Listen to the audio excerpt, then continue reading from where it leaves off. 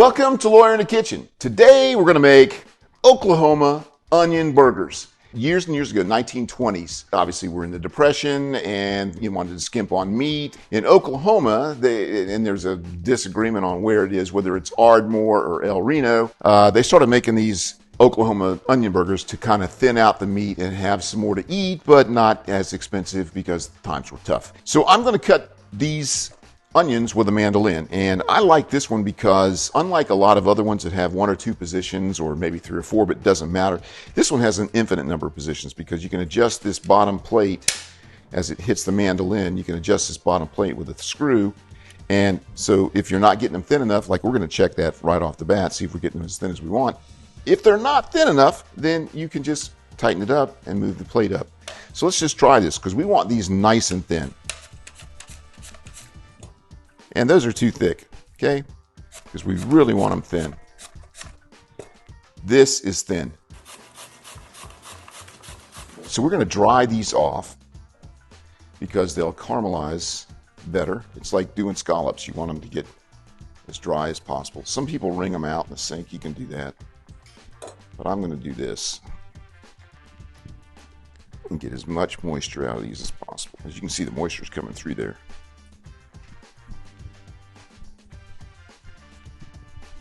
All right. And thanks for subscribing and liking. I appreciate it. Brisket. And this is just about frozen, but we want these to be very cold to begin with. And it'll also grind a lot easier if it's cold. Here is the chuck. And here are the short ribs. The last time I made a smash burger, I did this in a blender actually. So you can do that.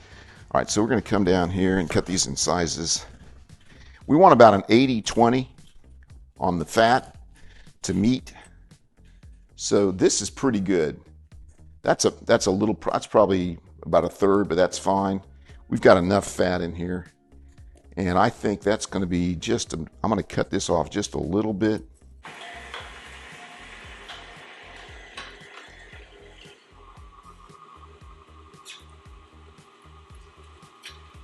And I'm just going to mix these a little bit. That's a little bit too thick.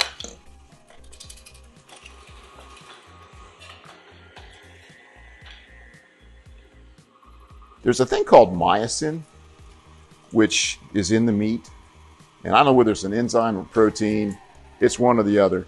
Anyhow, it's what makes the meat stick together, and it's what makes the meat tough when you make a hamburger. One of the reasons to do this, grind your own meat, is first of all, you have control over it. Number one. Number two, you can get a mix. Number three, you're only going to grind it once.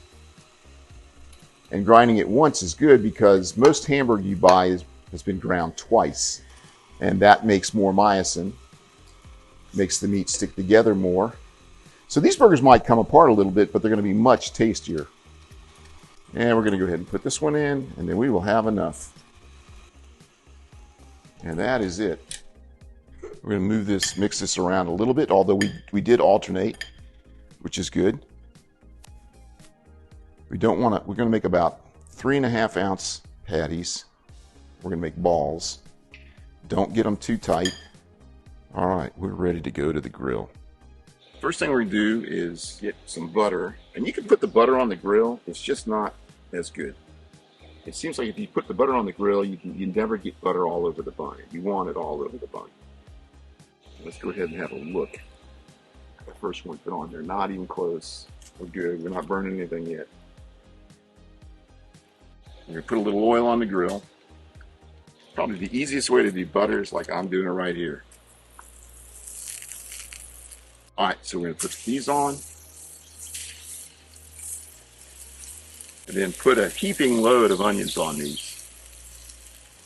As you can see, there's a lot of onions. Smash it down, hold it down for about 10 seconds.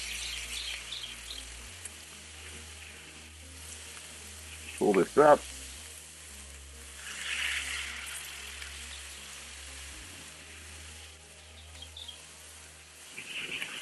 It probably wouldn't stick to the onions, but I'm still using the parchment paper.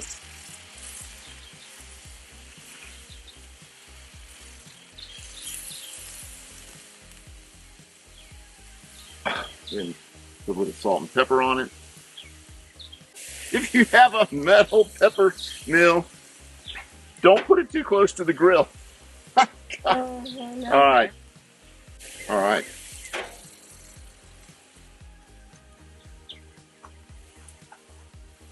And we're ready to flip these.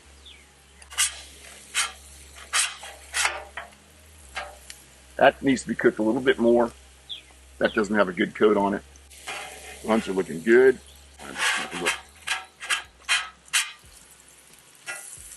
That's a little better. That's still not good enough. I want a little crispier than that.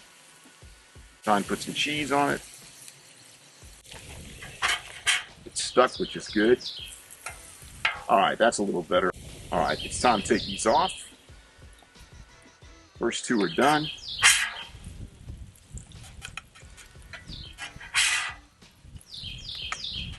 But they're going to be much more tender.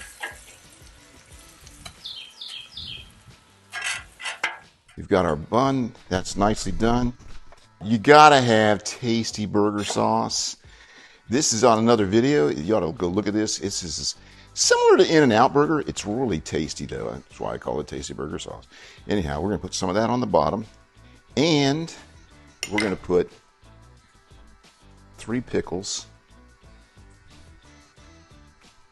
And this is gonna be a little bit different. And there's a little pickle juice in the tasty sauce, so that's good. All right, there's our first one coming on with the onions. Let's do this one. This was a nice looking one right here. A little more sauce.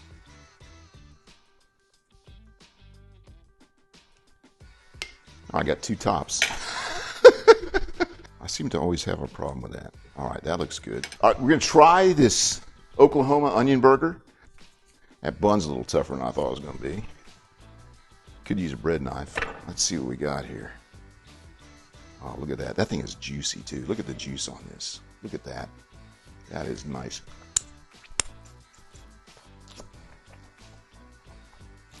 I'll tell you what. If you don't like that, there's something wrong with you. That's fantastic. All right, ready? Cheers. Ooh. Heaven! Wow. Absolutely incredible. Great. Mr. Brooks is the best. Mr. Brooks is the best smash burger maker ever. I love it. Great. Fantastic. Thanks for watching Lawyer in the Kitchen. Thanks for subscribing. Thanks for liking. And I'll see you next time.